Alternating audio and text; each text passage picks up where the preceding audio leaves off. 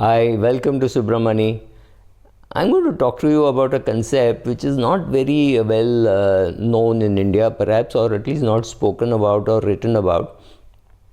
Is the direct indexing. Direct indexing is a person who invests only in the index in at least one portion of their portfolio. Like this friend of mine, she's doing it in her father's portfolio.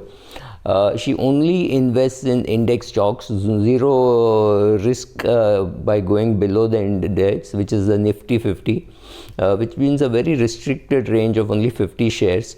And within that only she picks, and her weightage may not match that of the index, but she has actually outperformed the index over the last 10 years, and that's not a mean achievement, because last 10 years there have been fund managers who have not been able to outperform the index. So she's done it, and she's done a good job. She's also done a good job because of some biases. She likes Reliance, so she's never been anti-Reliance. So she's given enough weightage to Reliance, and Reliance has done well. She's got Reliance, HDFC Limited. She may be a little overweight on HDFC Limited compared to the index. She has not said that I will not buy PSU stock, so she has bought PSU stock. Obviously, SBI is a big gainer in her portfolio. She has not lost much money in Coal India because she entered Coal India very late. She entered NTPC very recently. She got some, I think she's got bail, I'm not very sure. But I was looking at her results, and she's generated a small alpha. The other advantage that she has is she is able to book profits and book losses up to a particular range, which is within the taxable limit. So what happens is, if she's bought a share which has gone down in price, she sells it off and buys it back again after some time if need be, or buys something else with that money. So it does not really bother her, and she books losses and profits, which means it keeps her taxability very intelligently below a particular level. So that is one thing which you can do, which you can't do when you buy the index. She gets the dividend herself, so that is also added back to the return yield that she's talking about. There, of course, the fund manager gets the dividend, and he does not pass on the dividend.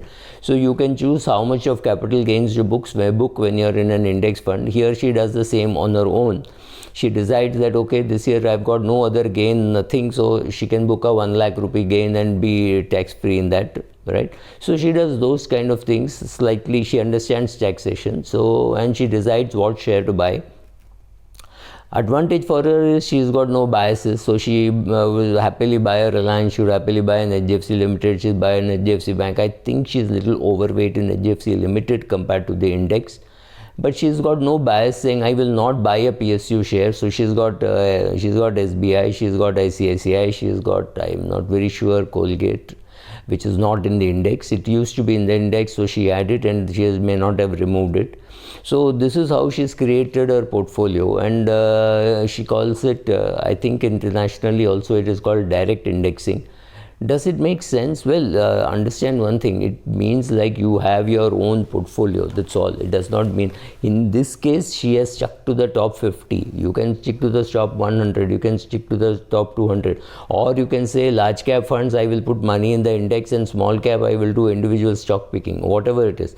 This is active management. She knows what she is doing, she understands what she is doing, and she feels she does not need too much of monitoring, because she has put her limits, and she knows if a particular share goes above a particular price or below a particular price, she gets the triggers on her phone, so she can just pick it up and decide what to do.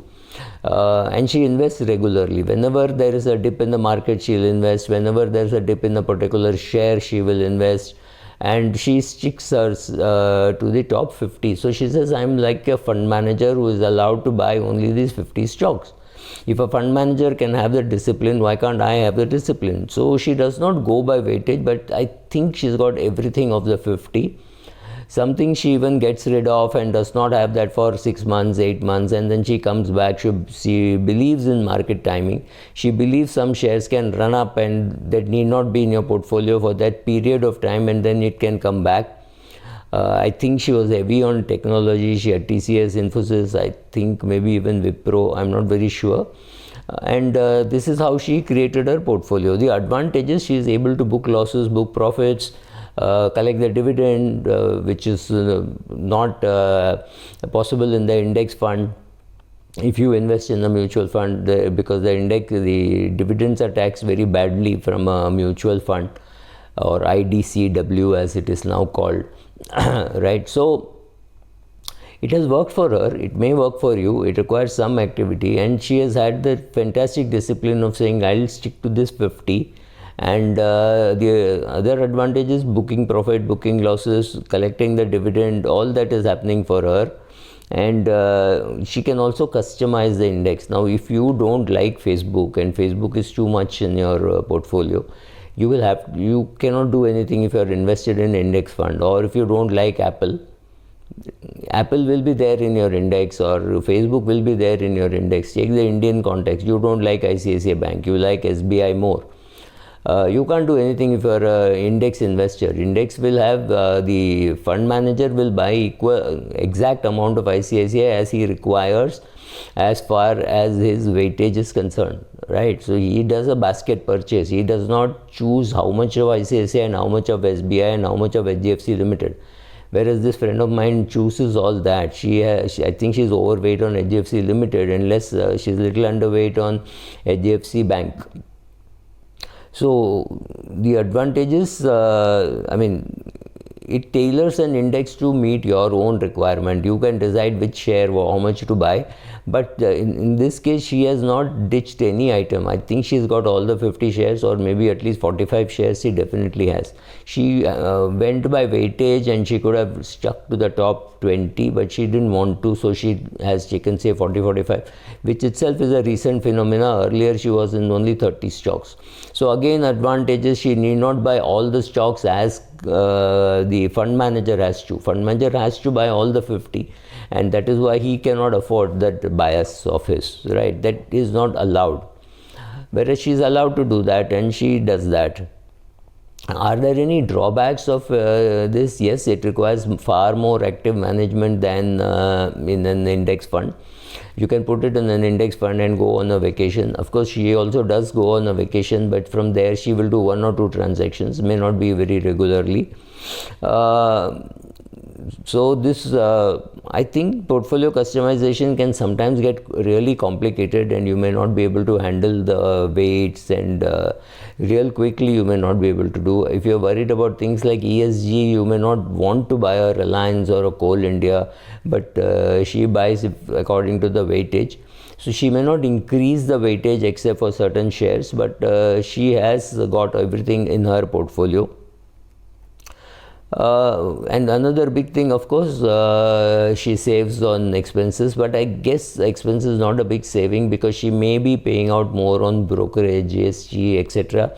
than what she would pay if she were invested in an index fund, because there will be no brokerage, everything, and that will be charged. Of course, I don't know how much is the difference between buying directly and incurring brokerage on every transaction versus just indexing. But this is a good experiment which somebody has done, and it is worth looking at, and you have to decide whether it is good for you. It allows you to build a portfolio slightly different from the broad market portfolio, and you can get your own risk adjusted return. You know how much is the risk that you want to take. You know how much weightage changes you want to do, right? Thank you.